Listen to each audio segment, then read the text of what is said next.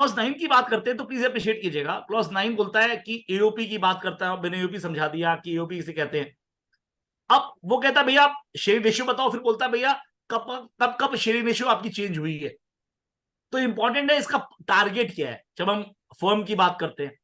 तो partnership firm ने, please note कर ले, तेरे पास सेक्शन कॉल 78, इनका टारगेट है सेक्शन 78 को पकड़ना।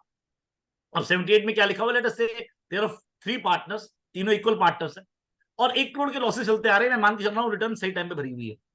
अब एक पार्टनर कहता मैं तो बाहर जा रहा हूं भैया, तो 1/3 जो शेयर है लॉस का वो फॉरगो करना पड़ेगा पार्टनरशिप फर्म को।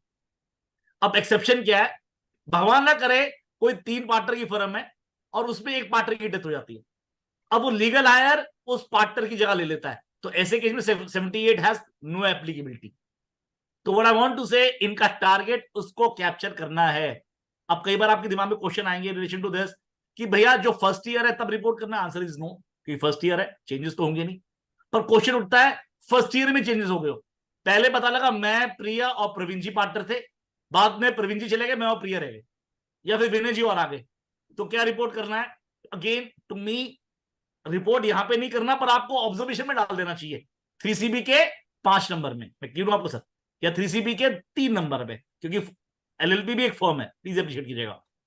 अब मान लीजिए क्वेश्चन उठता है कि भैया अगर मान लीजिए कोई डिफरेंट चेंजेस हुए हैं रेलिवेंट ईयर में, मान लीजिए 2 साल पुरानी है, अब 2 साल में 4 बार चेंज हो गया, लेकिन जब आपका शुरुआती और एंड था वो एंड सेम हो गया।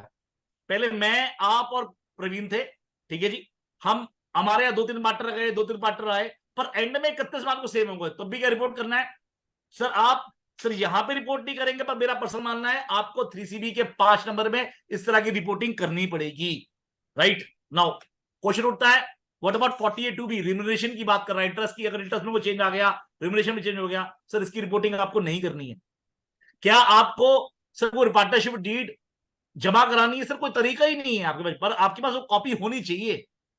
अप्रिशिएट कीजिएगा, अगर असेसमेंट के टाइम पे वो कॉपी मांगेगा तो वो कॉपी आपको प्रोवाइड करनी है, आप ये नहीं बोल सकते वो मिल नहीं रही है, that has to be provided because वो आपके पास डॉक्यूमेंटेशन में भी होनी चाहिए।